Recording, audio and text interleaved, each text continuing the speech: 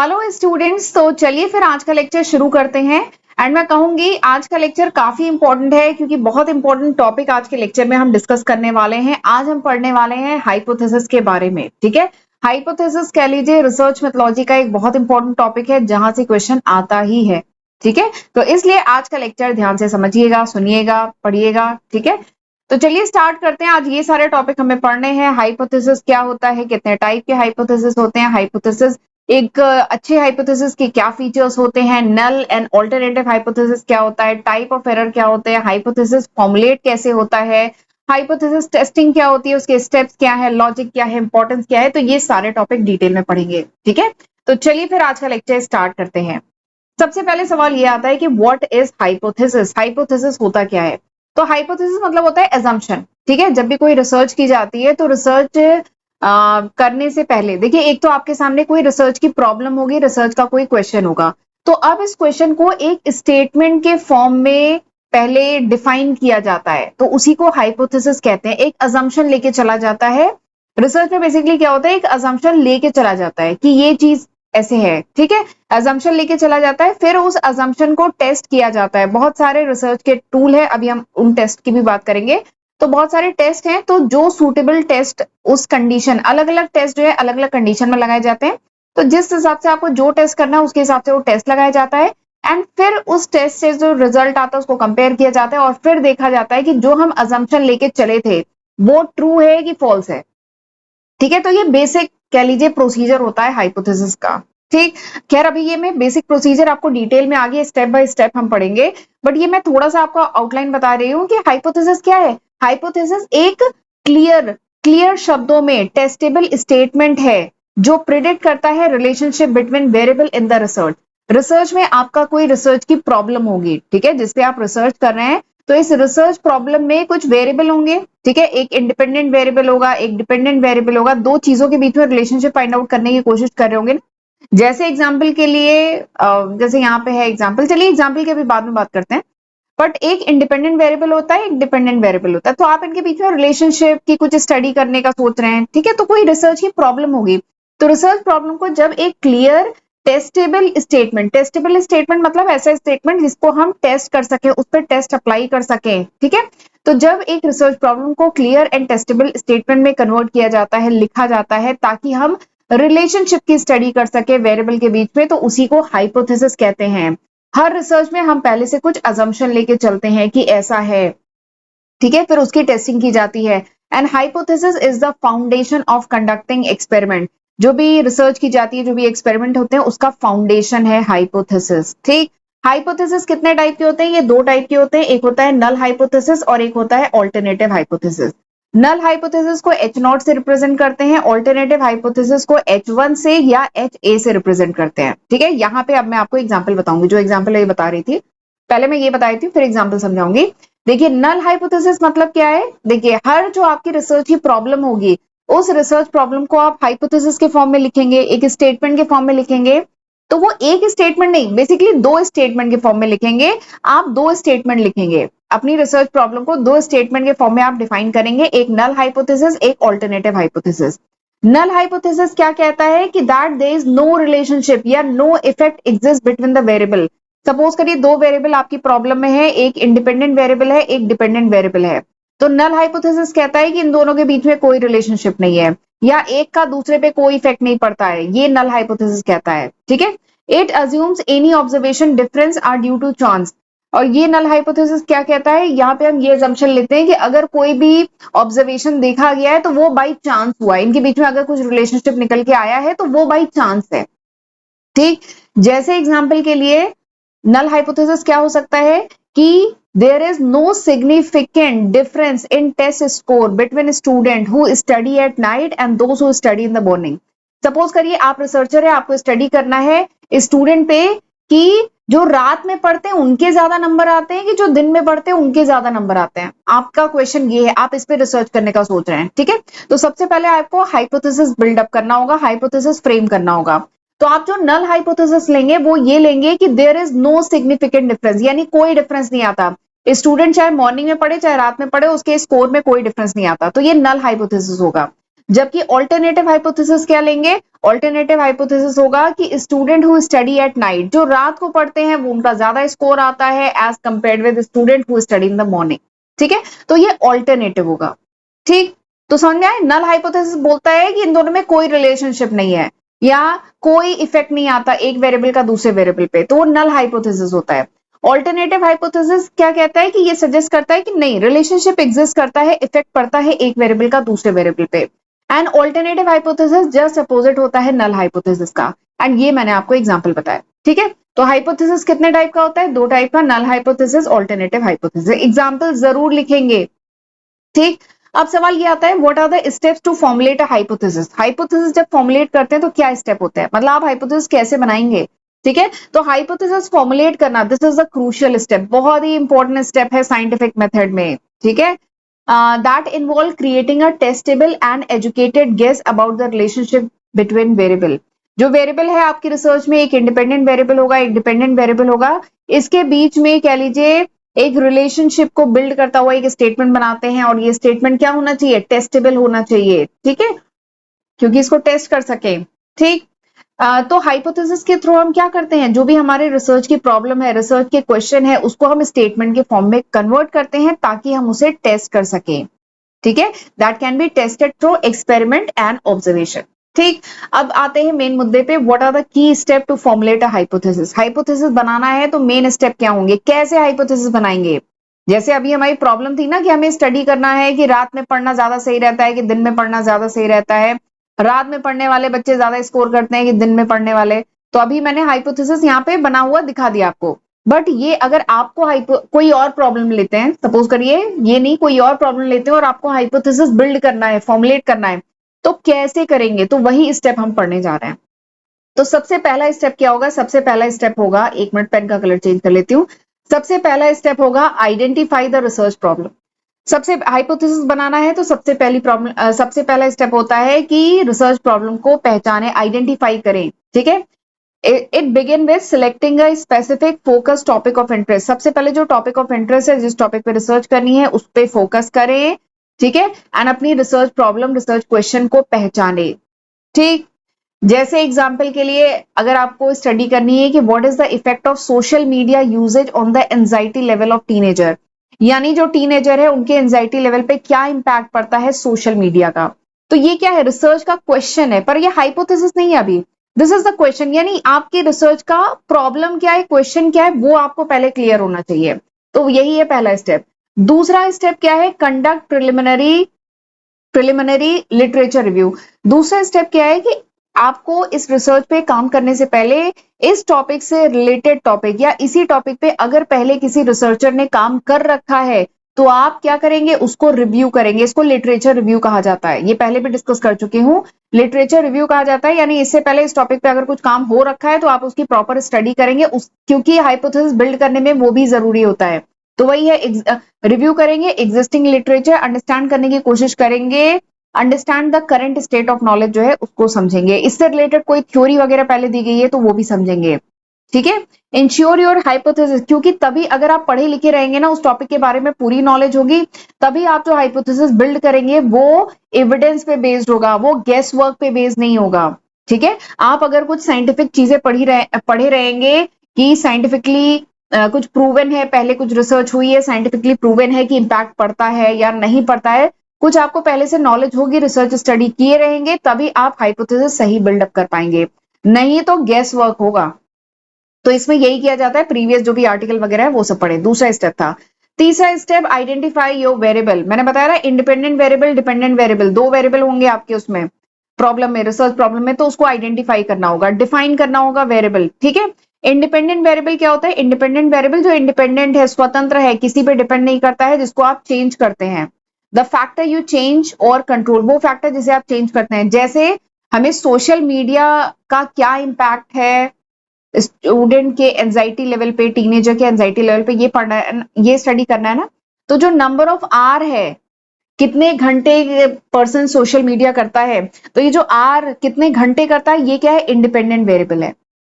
ठीक है, and the factor you measure, और वो फैक्टर जो हम मेजर करेंगे, ऑब्जर्व करेंगे इंडिविजुअल में, वो क्या है? डिपेंडेंट वेरिएबल है। ये क्या होगा? Anxiety score. तो एंजाइटी जो है किसी टीनेजर की, वो क्या है, डिपेंडेंट वेरिएबल, ये डिपेंड कर रही है।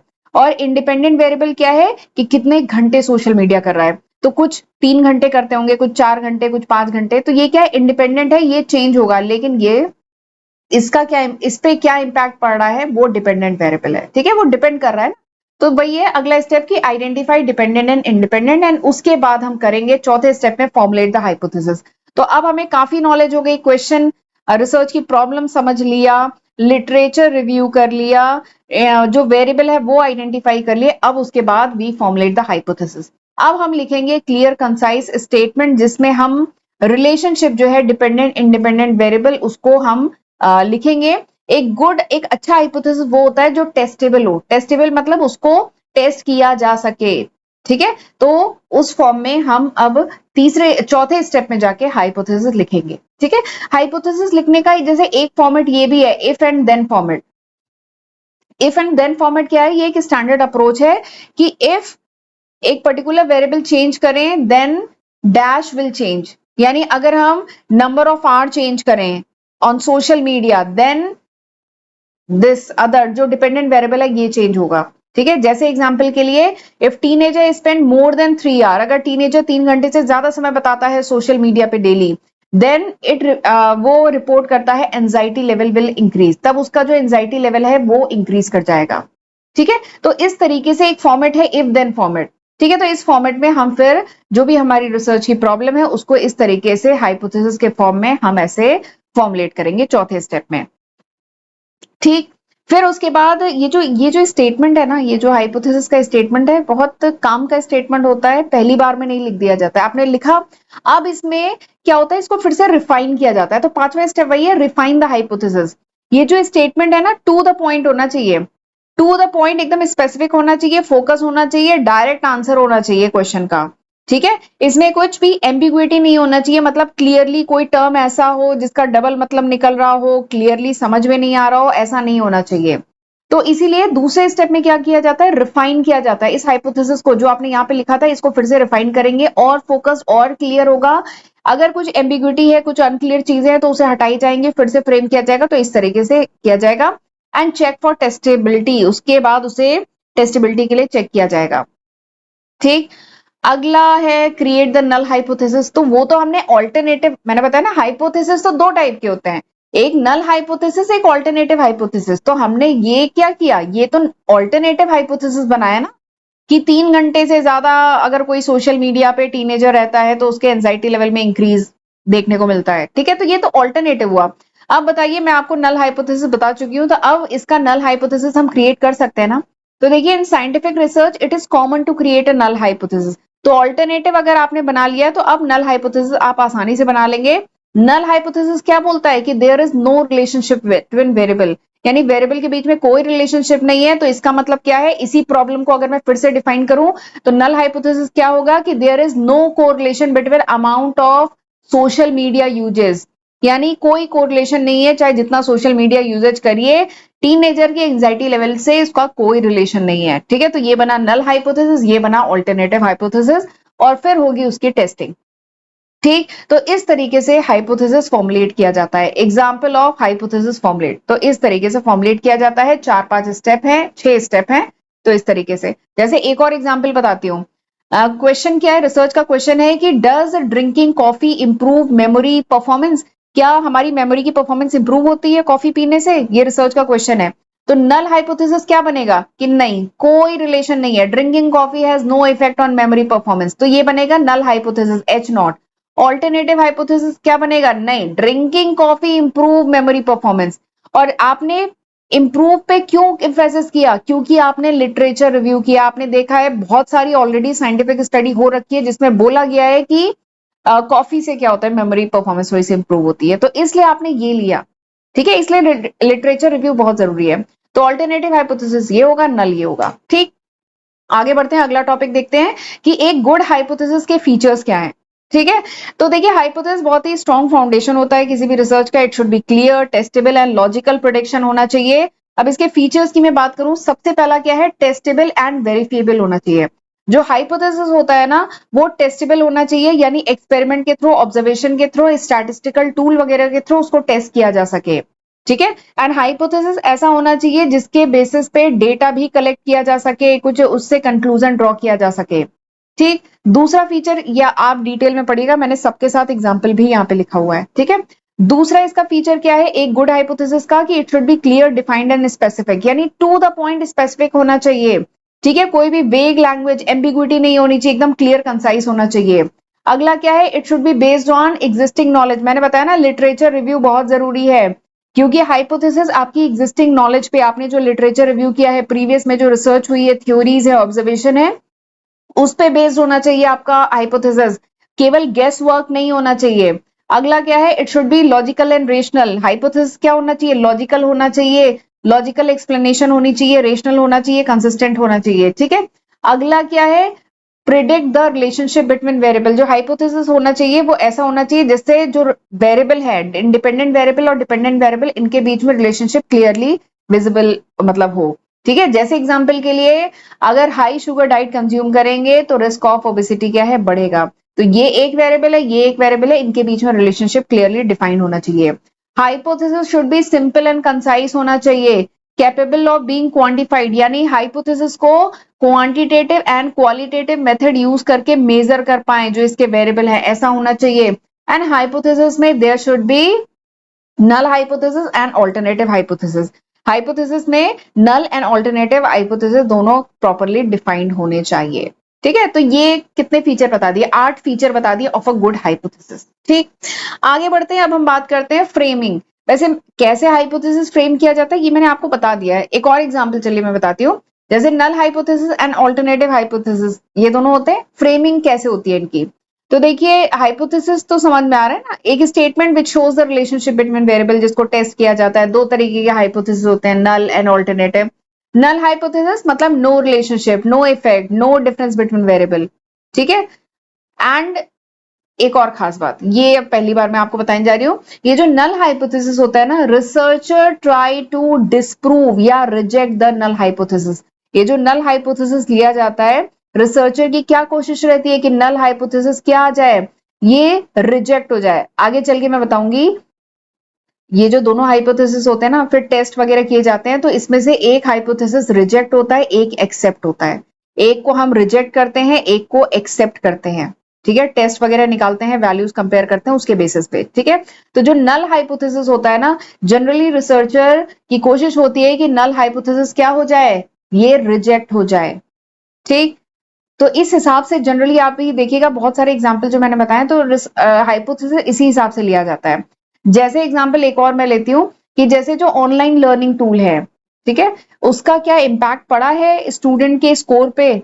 ऑनलाइन लर्निंग टूल के आने के बाद और उससे पहले क्या स्टूडेंट्स के स्कोर पे इम्पैक्ट पड़ा है। तो इसमें हम पुरानी स्टडीज के बेसिस पे जानते हैं कि हाँ, ऑनलाइन लर्निंग आने से क्या हुआ, ऑफलाइन तो वैसे ही कर रहा था और अभी भी कर रहा है, बट ऑनलाइन आने से एक और एक एडेड एडवांटेज मिल गया है ना। ठीक है। तो नल हाइपोथेसिस हम क्या लेंगे, कि there is no significant difference, कोई डिफरेंस नहीं आया है स्टूडेंट के स्कोर पे before and after the online learning tool. और ऑल्टरनेटिव क्या लेंगे, कि हाँ सिग्निफिकेंट डिफरेंस आया है, ऑनलाइन लर्निंग टूल के आने से स्टूडेंट के स्कोर बढ़े हैं, तो ये ऑल्टरनेटिव है। और इसमें हमें क्या कोशिश होगी, रिसर्चर ट्राई टू एक्सेप्ट, यानी रिसर्चर क्या करेगा, रिसर्चर कोशिश करेगा प्रूव करने की H1 जो है, या कह लीजिए ऑल्टरनेटिव हाइपोथेसिस क्या है, ट्रू है। ये रिसर्चर प्रूव करने की कोशिश करेगा, और ये करने की कोशिश करेगा कि नल हाइपोथेसिस क्या हो, रिजेक्ट हो, तो उसके टूल लगाएगा। ठीक है। तो ये खास बात होती है कि नल हाइपोथेसिस वो हाइपोथेसिस होता है जो रिसर्चर ट्राई टू डिस्प्रूव या reject. Alternative hypothesis researcher aim to prove. ठीक। अब देखिए मैंने बहुत सारे एग्जांपल, रिसर्च के क्वेश्चन ये हैं, इसका नल हाइपोथेसिस ये होगा, ऑल्टरनेटिव हाइपोथेसिस ये है, बहुत सारे मैंने लिखे हैं, एक बार रीड कर लीजिएगा। आगे बढ़ते हैं, hypothesis testing, important topic. Hypothesis testing क्या होती है, हमने हाइपोथेसिस तो बना लिया, अब उसकी टेस्टिंग करनी है ना। तो टेस्टिंग के स्टेप्स होते हैं, अगेन 5-6 स्टेप्स हैं, वो अब हम डिटेल में पढ़ेंगे, और ये जो स्टेप्स हैं दिस इज इंपॉर्टेंट, ये मैं इंपॉर्टेंट मार्क करूंगी। ठीक है। हाइपोथेसिस टेस्टिंग क्या होती है, ये बेसिकली स्टैटिस्टिकल मेथड होता है जो यूज किया जाता है to determine whether there is an enough evidence है कि हम नल हाइपोथेसिस को रिजेक्ट कर दें in favour of alternative hypothesis. मतलब समझ में आया। हाइपोथेसिस टेस्टिंग क्या है? ये एक स्टैटिस्टिकल मेथड है जिसमें हम एनफ कह लीजिए एविडेंस फाइंड आउट करने की कोशिश करते हैं ताकि हम एच नॉट को क्या कर सके, रिजेक्ट कर सके, ठीक है, इन फेवर ऑफ एच वन, यानी ऑल्टरनेटिव हाइपोथेसिस को एक्सेप्ट कर सके और एच नॉट को रिजेक्ट कर सके, नल हाइपोथेसिस को रिजेक्ट कर सके। तो उसके लिए एनफ एविडेंस मतलब कह लीजिए डिटरमाइन किए जाते हैं हाइपोथेसिस टेस्टिंग में, ठीक है। It help researcher make data driven decision. Hypothesis testing की मदद से जो रिसर्चर है वो डेटा के बेस पे डिसीजन ले पाता है, ठीक है। Evaluate by evaluating whether observed result are due to the chance और रियल इफेक्ट। इसमें वो फिर इवैल्यूएट करता है कि जो रिजल्ट आया वो बाई चांस आया है कि सही में एक्चुअली में रियल इफेक्ट है, तो ये सब है, ठीक है। तो चलिए अब मैं स्टेप आपको बताती हूँ, स्टेप्स इन हाइपोथेसिस टेस्टिंग। ये इंटरेस्टिंग है। क्या स्टेप्स होते हैं? 5 सिंपल से स्टेप होते हैं, 5 या 6 हैं, अभी देखते हैं कितने स्टेप, क्या क्या स्टेप होते हैं। सबसे पहला जो स्टेप होता है हाइपोथेसिस टेस्टिंग में वो होता है डिफाइन करें या फॉर्मुलेट करें हाइपोथेसिस को। हाइपोथेसिस डिफाइन करना, ये पहला स्टेप होता है। हाइपोथेसिस मतलब null hypothesis and alternative hypothesis. Null hypothesis क्या कहता है कि देयर इज नो इफेक्ट या नो डिफरेंस। ऑल्टरनेटिव हाइपोथेसिस कहता है कि there is effect, there is difference, ठीक है। जैसे एग्जांपल के लिए कि कैफीन क्या मेमोरी इंप्रूव करती है, तो नल हाइपोथेसिस क्या कहेगा, no there is no effect या there is no impact of caffeine on improving the memory. इसका कोई, ये कहेगा कि कोई इम्पैक्ट नहीं पड़ता, ये कहेगा कि इम्पैक्ट पड़ता है, ठीक है। ये देखिए यहाँ लिखा है caffeine has no effect on memory, null hypothesis. Alternative कहेगा कि नहीं, कैफीन से मेमोरी इंप्रूव होती है। और ये क्यों कह रहा है ऐसा? क्यों? बिकॉज ऑफ पास्ट मतलब एक्सपीरियंस नहीं, पास्ट में जो रिसर्च हुई है उसके बेसिस पे। तो ये पहला स्टेप हुआ। दूसरा स्टेप क्या है? दूसरा स्टेप है select the significant level, alpha इसको कहते हैं। देखिए सिग्निफिकेंस लेवल, ठीक है, अल्फा से रिप्रेजेंट किया जाता है। तो यहां पर अब एक नया टर्म आने जा रहा है अल्फा। ऐसे ही आगे चल के एक वैल्यू आएगी पी। तो ये सब कुछ इंपॉर्टेंट टर्म आने जा रहे हैं।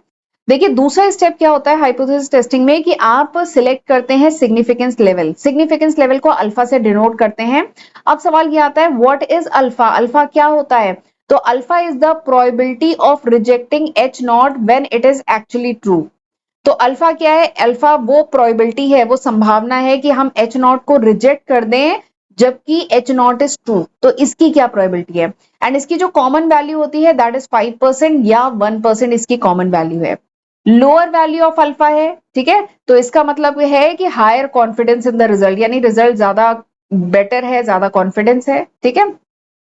अगर ये जो बेसिकली जो अल्फा है ये 5% threshold means you are willing to accept 5% chance of incorrectly rejecting H naught when it is actually true.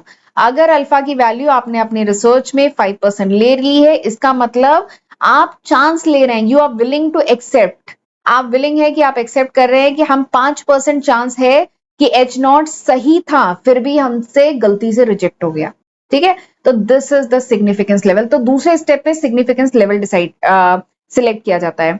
तीसरे स्टेप में अब बहुत सारे स्टैटिस्टिकल टूल हैं वो लगाए जाते हैं। आपको देखना होगा कि आपका डेटा टाइप क्या है, रिसर्च का क्वेश्चन क्या है, उसके बेसिस पे आप स्टैटिस्टिकल टूल लगाएंगे। You apply statistical formula to your sample data, अपने सैंपल डेटा पे स्टैटिस्टिकल फॉर्मूला लगाएंगे एंड उससे एक वैल्यू जनरेट होगी, सिंगल वैल्यू जनरेट होगी, ठीक है, जिसको पी वैल्यू कहते हैं। आप जब फॉर्मूला लगाएंगे तो उससे एक पी वैल्यू जनरेट होगी, ठीक।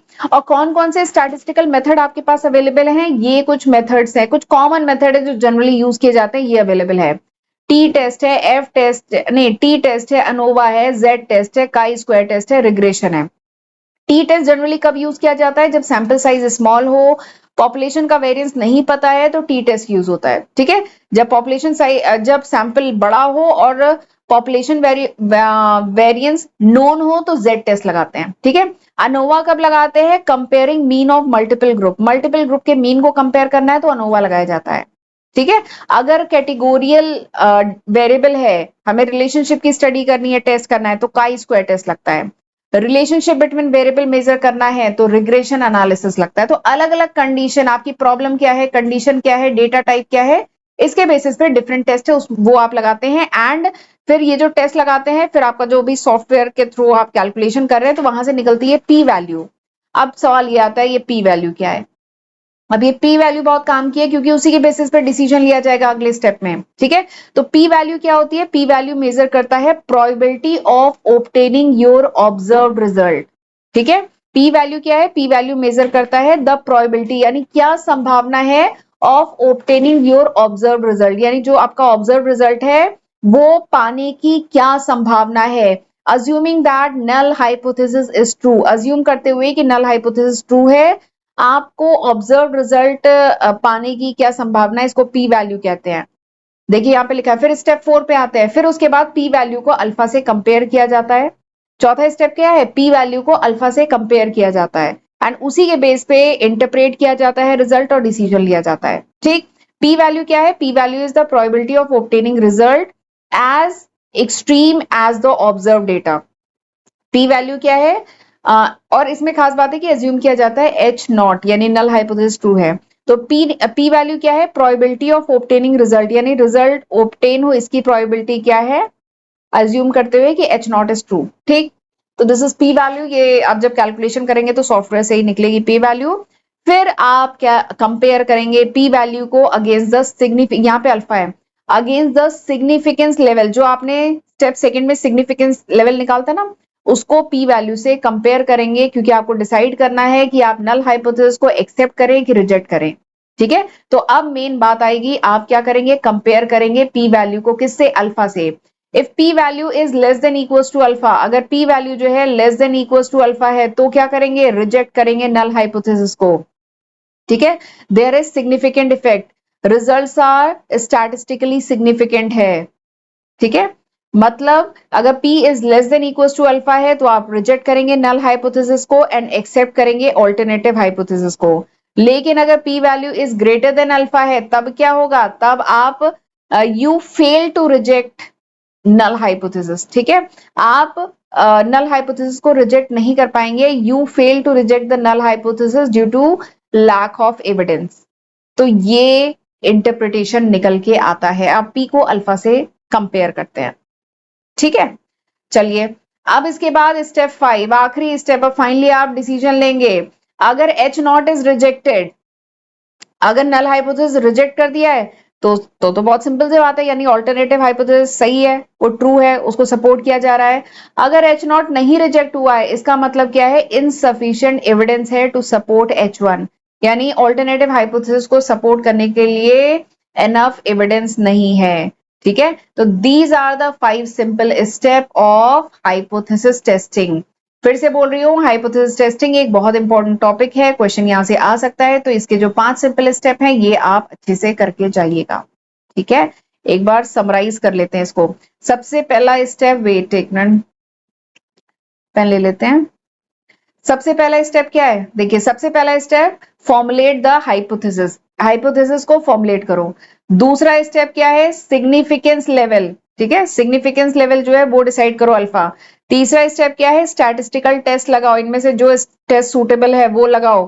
चौथा स्टेप, अब आपने टेस्ट लगाया तो पी की वैल्यू निकल के आई, चौथा स्टेप क्या है? पी की वैल्यू एंड अल्फा को कंपेयर करो। If P is less than equals to alpha, then reject H naught, और अगर P is greater than alpha, then fail to reject H naught, ठीक है।